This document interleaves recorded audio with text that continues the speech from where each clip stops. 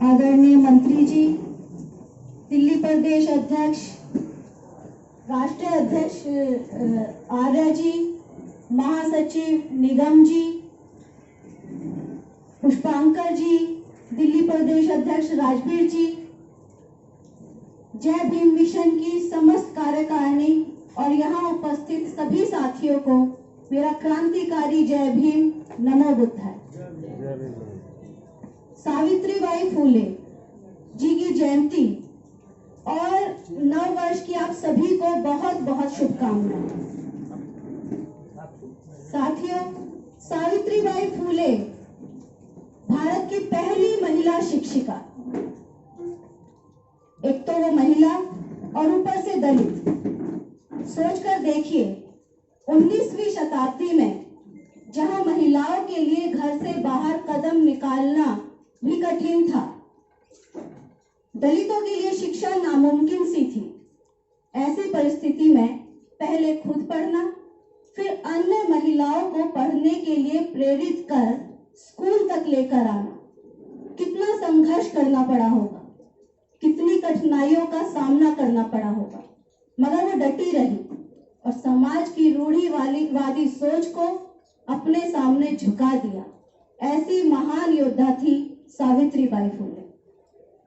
अभी पुष्पांकर जी ने उनके जीवन के बारे में विस्तृत रूप से बहुत अच्छे तरीके से बताया।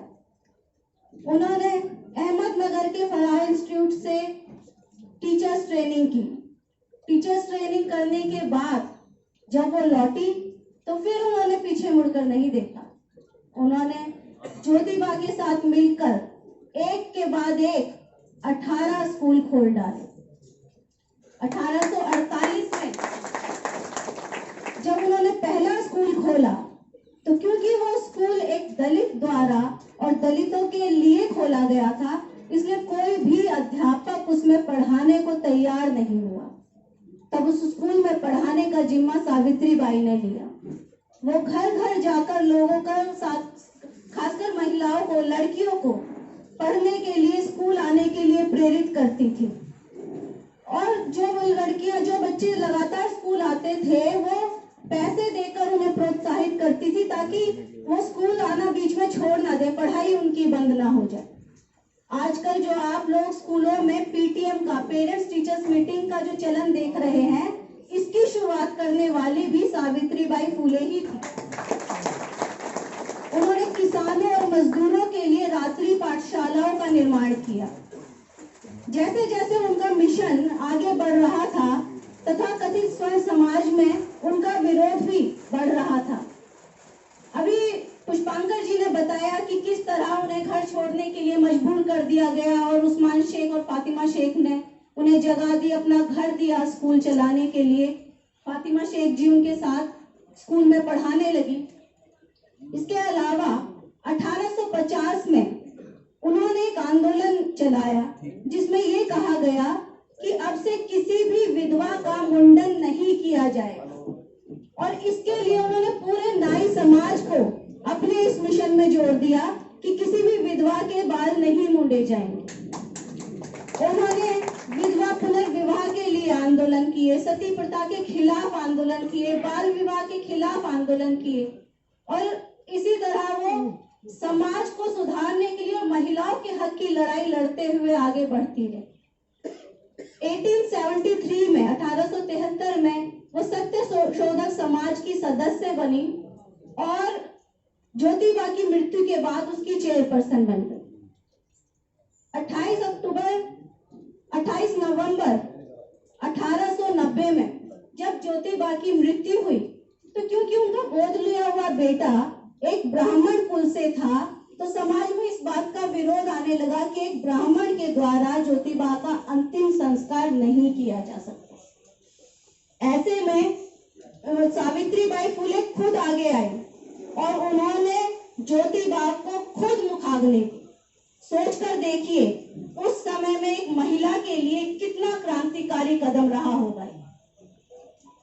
1897 में जैसे कि पुष्पांकर जी ने बताया कि प्लेग की बीमारी फैली और उसमें सेवा करते हुए वो शहीद हो गई। वो अपनी आखिरी सांस तक लोगों की सेवा करते हुए, अन्याय के खिलाफ लड़ते हुए और महिलाओं के हक की लड़ाई लड़ते हुए आखिरी सांस तक लड़ती रही और मृत्यु को प्राप्त हो गई।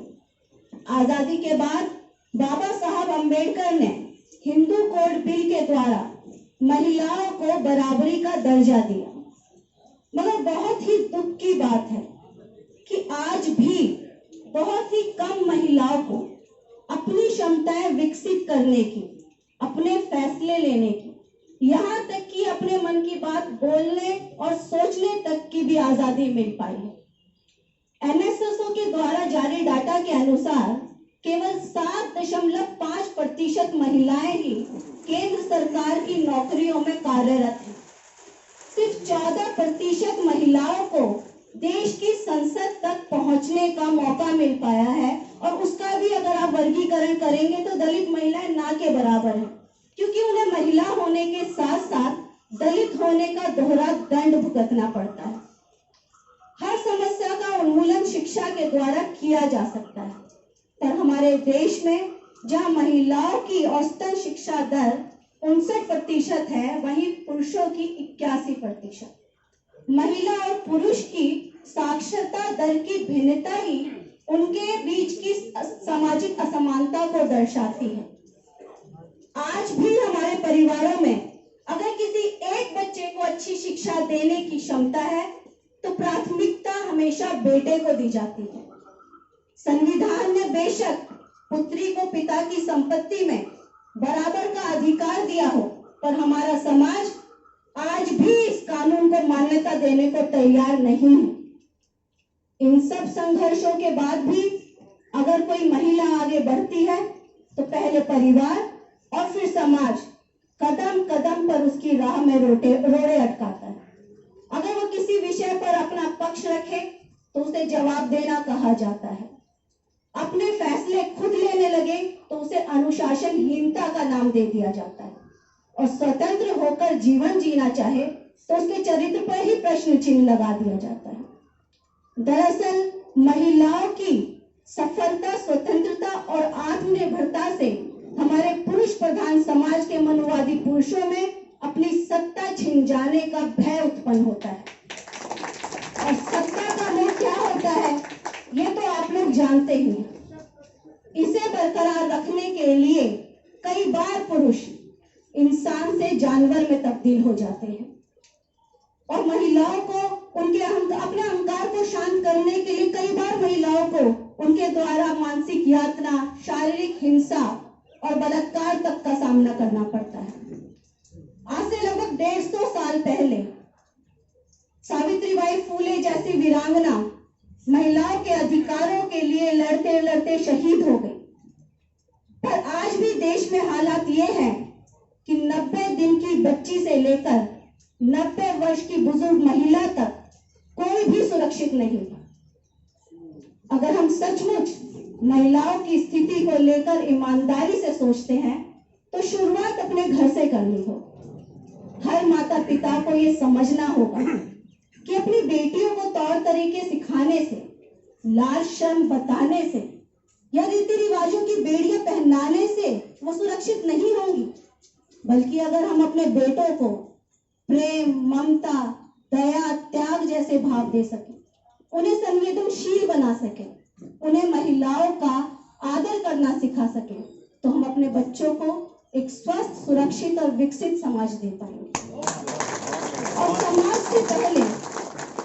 से पहले ये जिम्मेदारी स्वयं महिलाओं की है कि वो अपने हक के लिए लड़ना सीखें, खड़ा होना सीखें, क्योंकि औरतें उठी नहीं तो जुल्म बढ़ता जाएगा, जुल्म करने वाला सीना जोर बनता जाएगा। आओ हम आगे बढ़े, अधिकार अपने छीन लें, काफिला ये चल पड़ा तो फिर न रोका जाएगा। धन्यवाद। जय भीम, जय भारत।